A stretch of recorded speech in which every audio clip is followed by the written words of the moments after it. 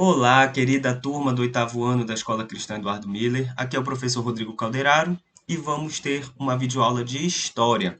Essa videoaula é para dar sequência ao conteúdo que iniciamos na semana anterior à primeira variação de História, né? Então, turma, nós começamos a ver o tema 2, as transformações na França. Vamos ver a influência do Iluminismo neste tema e nós vimos que o iluminismo vai influenciar uma revolução republicana na França, que ficou conhecido como a Revolução Francesa, de 1789. Nós vimos na aula anterior, e caso vocês não estejam lembrados, eu sugiro fortemente que retomem aquele vídeo e assistam de novo, porque este vídeo é uma continuação desse evento que ele vai se desenrolar ao longo de anos. Nós vimos que a Revolução Francesa ela marca o fim do absolutismo na França e o início de um governo republicano.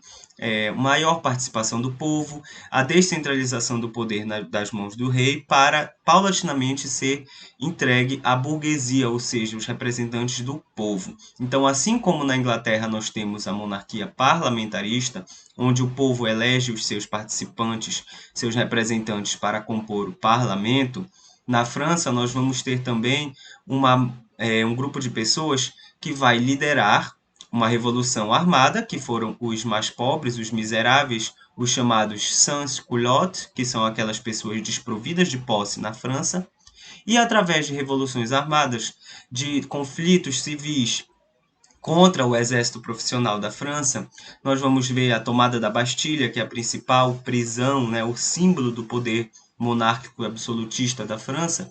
Nós vamos ter aí então o que eclode como chama-se Revolução Francesa. E aí, quais são os ideais dessa revolução? Liberdade, igualdade e fraternidade. Nós vimos isso na última aula. O que nós vamos ver agora são os desdobramentos. O que eu quero que vocês entendam primeiro, que a Revolução Francesa é um evento que, ao longo do tempo, ela foi acontecendo. Ela não acontece em 1789 e termina ali. A Revolução Francesa, ela inaugura uma série de transformações na França, que vão perdurar até o início do século XIX. Então vem comigo que eu vou te explicar melhor. A primeira coisa que nós temos que entender é que a Revolução Francesa vai instaurar uma república. Essa república vai ter na figura da Assembleia Nacional, das Assembleias Legislativas, seu principal palco. A gente não vai ter a extinção do rei no primeiro momento. Nós vamos observar que o rei continua presidindo a Assembleia Nacional, as Assembleias Legislativas. O que significa que este rei agora, ele não está ali no poder como o absoluto. Ele está representando o poder na França. Mas quem de fato exerce o poder são os representantes dessa república. Então a gente vai ter dois grupos políticos polarizados. E aqui eu quero que vocês prestem bastante atenção, porque eu vou ensinar um negócio para vocês, uma chave de interpretação que vai servir para a gente pensar a política dos dias de hoje. Dois grupos políticos rivalizavam na França. Eram os girondinos, que eram compostos pela alta e média burguesia comercial. Eles tinham um caráter político moderado, ou seja, não queriam tantas mudanças radicais na política. Eles eram, em sua maioria, favoráveis ao estabelecimento de uma monarquia constitucional, ou seja, que o rei continuasse no poder, representando o poder, mas que obedecesse à Constituição. E eles sentavam-se à direita nessa assembleia. Então eles ocupavam o lado direito dentro do palácio, onde a Assembleia Legislativa tomava parte. Já o outro grupo político eram os jacobinos. Jacobinos eram formados pela pequena e pela média burguesia e por profissionais liberais, como médicos, advogados, engenheiros. Eles eram apoiados pela camada mais pobre que fez a Revolução Armada, que eram os sans-culottes. Os jacobinos eram favoráveis à república, ou seja, eles não desejavam que o rei continuasse no poder. E eles sentavam-se à esquerda na Assembleia. Turma, é daí da Revolução Francesa, deste momento, da República Francesa instaurada após a Revolução Francesa, que nós temos a polarização de grupos políticos em direita e esquerda.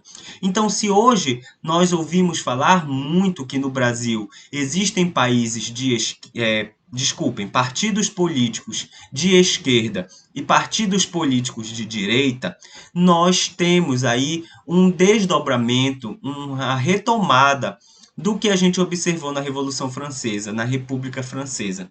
Na República Francesa, eu tinha dois partidos políticos, que eram os girondinos, que eram à direita, e eram conservadores, mais moderados, não queriam tantas mudanças, e nós tínhamos os jacobinos, que sentavam-se à esquerda, que eram os mais radicais, queriam mudanças mais profundas na sociedade. Então, hoje, a gente polariza, por exemplo, no Brasil, a discussão em direita e esquerda.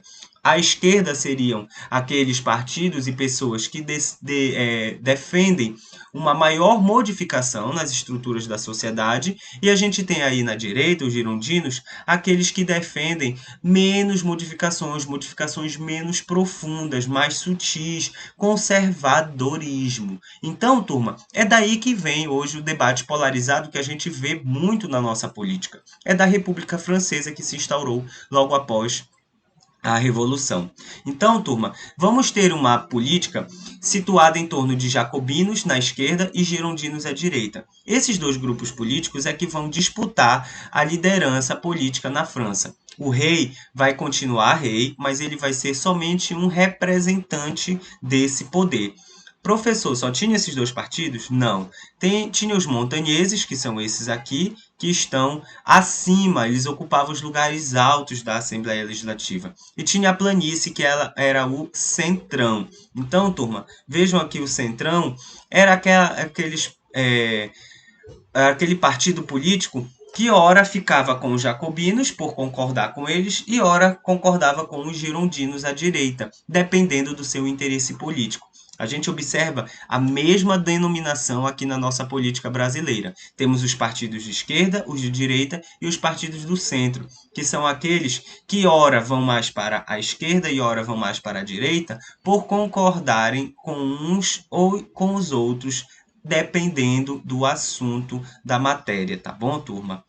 Guardem isso porque isso serve muito. As convenções nacionais, então, elas vão ser promulgadas pelo rei. Vamos ter aí um contexto de guerra entre a França e a Áustria em plena Revolução, em 1792. O que eu quero que vocês entendam é que a Revolução Francesa não põe fim às agitações sociais, pelo contrário, ela continua acontecendo em meio a muitos problemas, em meio a uma grande crise. Quando os sans-culottes derrubam a Bastilha e depõem o rei, invadem o palácio do rei, lá em 1789, aquilo ali não se termina ali, continua, a Revolução Francesa continua acontecendo, as crises, a carestia de alimentos,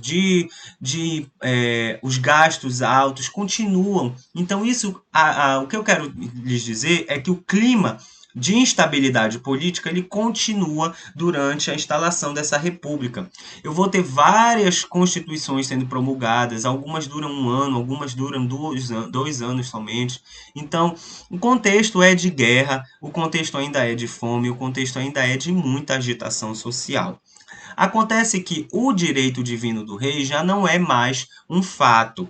O rei está ali apenas representando o poder na França. Ele não governa a França mais absolutamente como um herdeiro desse direito dado por Deus. Essa teoria ela é contestada, é um dos principais pontos que o iluminismo favorece à Revolução Francesa, é a contestação do direito divino do rei de governar um país. E, com isso, o rei fica apenas servindo como um poder simbólico. Com essa guerra entre a França e a Áustria, o rei vai acabar tentando dar um golpe, gente. Esse golpe é que o rei vai se aliar à Áustria em busca de proteção. Ele vai chegar com o rei da Áustria e vai dizer assim: estamos em guerra, mas eu prometo lhe favorecer nesta guerra se você me proteger. O que vai acontecer? O rei vai ser acusado de traição. Os partidos políticos dos girondinos e dos jacobinos vão descobrir que o rei está traindo a França, vão capturar o rei e vão executá-lo em praça pública. Em 1793, o rei será guilhotinado, ele terá sua cabeça cortada. Alguns meses depois, será Maria Antonieta, sua esposa. Lembrem-se que daquela imagem que abre o tema do nosso livro. São aqueles dois reis, rei Luís XVI e Maria Antonieta, que são decapitados em guilhotina. Turma, aí a gente tem a guilhotina como um principal instrumento de terror. A guilhotina é esse instrumento que eu vou passar aqui e nesse outro slide, tá? Que é um instrumento que decapitava, ele tira a cabeça da pessoa e a pessoa tem uma morte instantânea. A guilhotina já existia, ela foi criada por um médico e um deputado francês chamado Guillotine. E esse Guillotine, ele que deu o nome para esse instrumento de execução. Qual é a grande diferença da guilhotina? A guilhotina, ela matava a pessoa instantaneamente, era uma forma de executar as pessoas instantaneamente. E ela foi aplicada durante toda a Revolução Francesa para executar aqueles inimigos da Revolução. Eu vou falar disso melhor no próximo slide. Mas o grande ponto que o livro de vocês traz também é que a guilhotina ela é um instrumento de assassinato, de execução democrático. Antes, os reis e as pessoas nobres tinham sua cabeça decapitada por um machado e elas tinham uma morte instantânea. Já os mais pobres, eles eram enforcados em praça pública e torturados.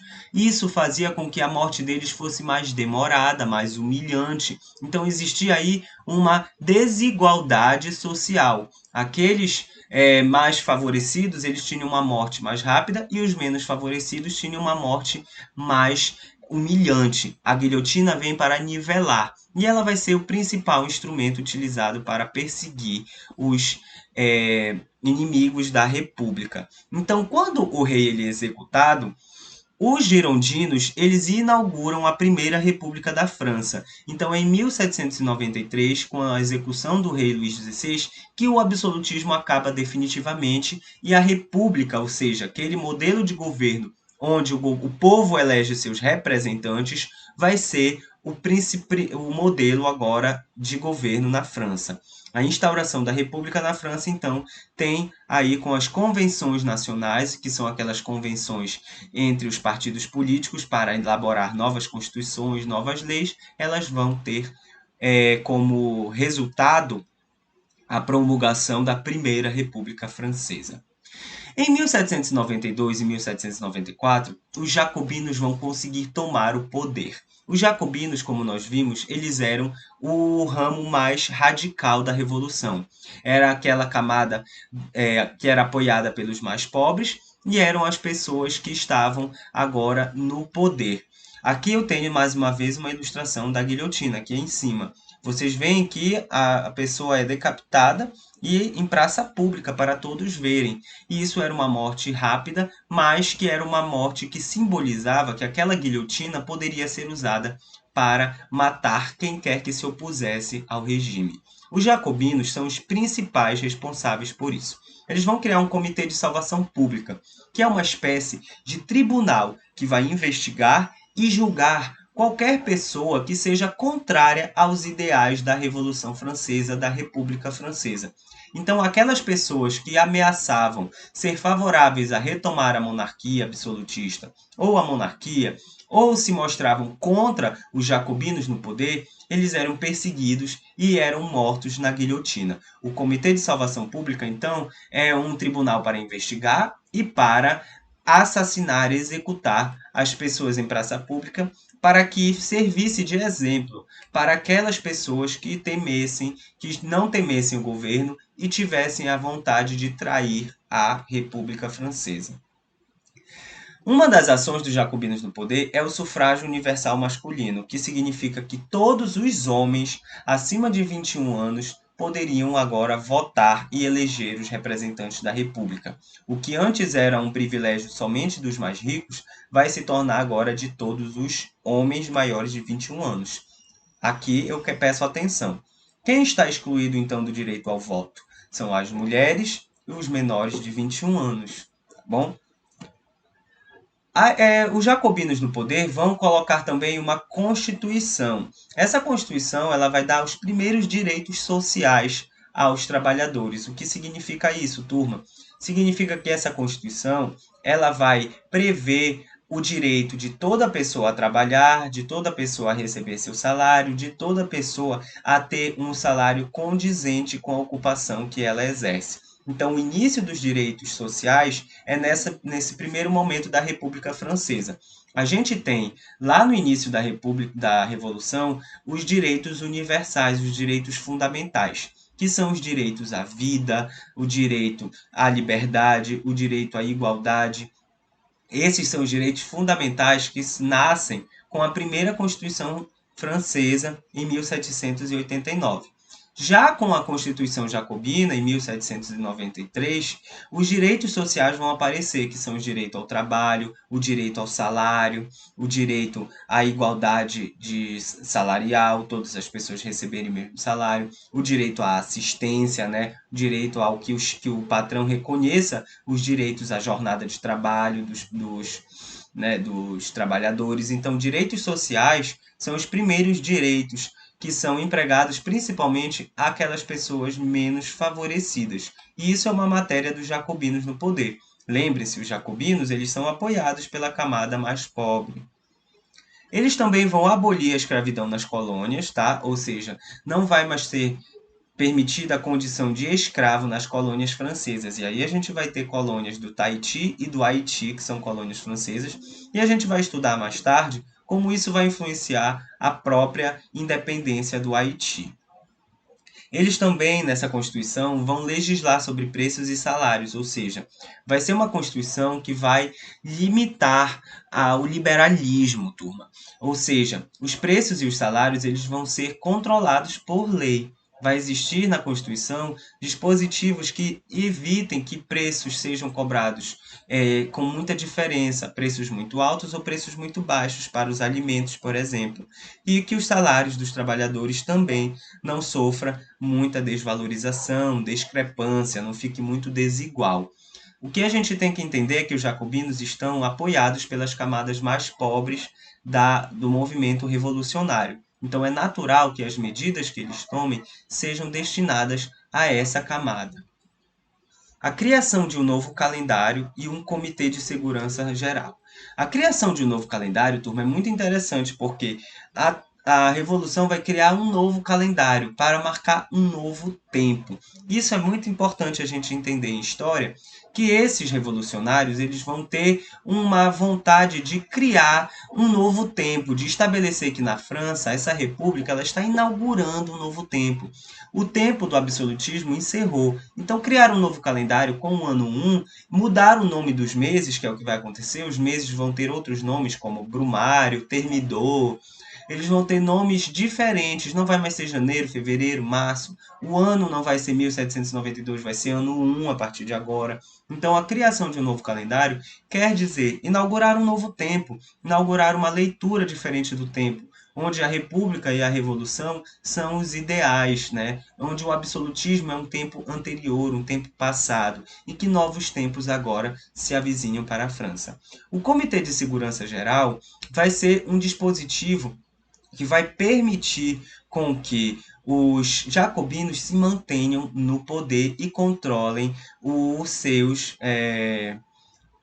inimigos. Então, eu destaquei aqui duas pessoas que são fundamentais. Robespierre e Danton. Danton e Robespierre são dois elementos, são dois políticos do Partido dos Jacobinos que vão rivalizar ali dentro do próprio partido para tomar o poder. Isso vai acontecer, turma, que eles vão criar, o Robespierre vai criar o Comitê de Segurança Geral para impedir que ele seja traído dentro do próprio partido. Então a gente vai ter ali um cenário de muita instabilidade. O que vai acontecer na França é que muitos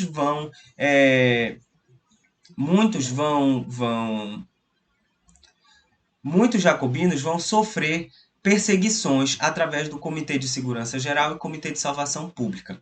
Danton vai ser o principal líder de jacobinos no primeiro momento, mas Robespierre vai conseguir acusá-lo de traição e guilhotinar ele próprio. Então Danton vai falecer na guilhotina, né? Ele vai ser levado à guilhotina, a guilhotina vai descer a lâmina na cabeça dele e ele, não resistindo aos ferimentos, vai vir a falecer. Robespierre vai tomar o poder e Robespierre vai ser o ícone do momento mais ferrenho, mais perseguidor da Revolução Jacobina. Isso vai ser conhecido como o regime do terror. Então, durante 1792 a 1794, vamos ter o regime do terror na França, que são os jacobinos no poder, liderados por Robespierre. Mas aí a gente vai ter a Comissão Thermidoriana, que são uma série de tentativas dos girondinos alcançarem novamente o poder. Vai ter um golpe no dia 9 do Thermidor, que é no dia 27 de julho de 1794. Com esse golpe, vai ser promulgada uma nova Constituição em 1795 e essa nova Constituição ela vai decretar o fim da participação popular na Revolução, o que significa que os girondinos novamente vão alcançar o poder, que são aqueles representantes dos mais ricos, os mais moderados. Eles vão levar o próprio Robespierre à guilhotina. Então, aquele Robespierre que levou muitas pessoas à guilhotina, ele mesmo vai ser vítima da própria guilhotina. Então, também a lâmina da guilhotina vai passar pela cabeça dele, ele não resistindo aos ferimentos vai vir a falecer, e aí a gente tem o fim dos jacobinos no poder. Com o fim dos jacobinos no poder, em 1795, a participação popular na Revolução vai terminar. Porque a nova Constituição de 1795 vai estabelecer que somente os burgueses vão ter acesso aos partidos políticos. Então, isso é uma medida para tentar frear esse clima de instabilidade, de revolta popular que a França está vivendo durante todos esses anos. A gente tem aí 6 anos de grande instabilidade, de crises políticas, de líderes políticos caindo, sendo assassinados na guilhotina. Imaginem vocês o clima de instabilidade que vive aí a França no século XVIII, no finalzinho do século XVIII. A gente pode pensar o nosso contexto de instabilidade também. Vocês já observaram que em 2016 nós tivemos um processo de impeachment, onde a nossa presidente Dilma foi retirada do cargo da presidência, teve que assumir o vice. Depois entra o presidente eleito, Jair Bolsonaro. Existem aí 110 pedidos de impeachment contra Jair Bolsonaro. Estamos vivendo uma pandemia, estamos vivendo uma crise econômica, o preço da comida está caro, né? Então, é muito semelhante, aí a gente pode pensar que o nosso momento também de estabilidade política, ele sirva de exemplo para o que aconteceu na Revolução Francesa. Só que lá na Revolução Francesa a gente tem a queda sucessiva de vários líderes políticos, a gente tem a briga de vários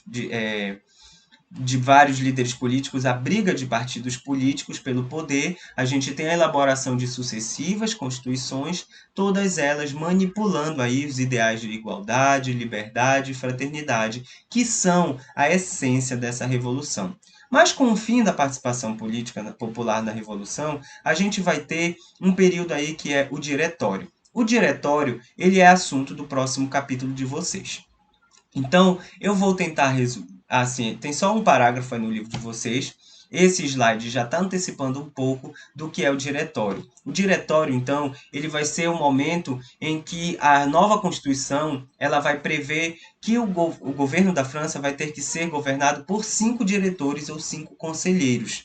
E aí vai ter um golpe, que é a conjuração dos iguais, em que esses 5 diretores ou conselheiros vão eleger um novo líder. Através da intervenção do exército, o exército vai dar um golpe e esse líder vai ser o general Napoleão Bonaparte, que é um general que vai se destacar e vai dar um golpe no dia 18 do Brumário, em 1799. Turma, é aí que a gente tem o fim da participação popular na França, no governo da França, e o fim da República. Com Napoleão Bonaparte, que é o principal assunto do capítulo seguinte de vocês, a gente vai ter aí um líder, novamente, que ele não é monarca, não é rei, mas ele vai liderar com o governo autoritário a França. O que eu quero que a gente entenda para fechar esse capítulo? Com a Convenção Thermidoriana, nós vamos ter a promulgação de uma nova Constituição em 1795, que vai marcar o fim da participação popular na Revolução. Isso vai abrir espaço para o surgimento de um líder, que é através do diretório. mas isso é assunto da nossa próxima aula. O que eu quero que vocês me tragam é o exercício do capítulo 2 e do capítulo 3, tá bom? Este capítulo que estamos vendo, a República Francesa, e o capítulo da Revolução Francesa. Nós não fizemos a atividade, então eu vou mandar ali no aplicativo as páginas direitinho para vocês. Vocês vão resolver a questão do sistematizar e do refletir, tanto do capítulo 2 quanto do capítulo 3, porque agora a gente viu a Revolução Francesa, a participação popular como um todo. Então já dá para a gente resolver esses exercícios pensando no primeiro momento e no segundo momento da Revolução, tá bom? Turma, eu vou ficando por aqui. Desejo que vocês estejam com saúde, se cuidando, usando máscara ao sair, lavando bem as mãos, evitando contato com as outras pessoas e principalmente evitando sair de casa. Até que as nossas aulas presenciais retornem, nós vamos continuar nesse modelo. Então, até a próxima aula. Fique com Deus. Tchau, tchau.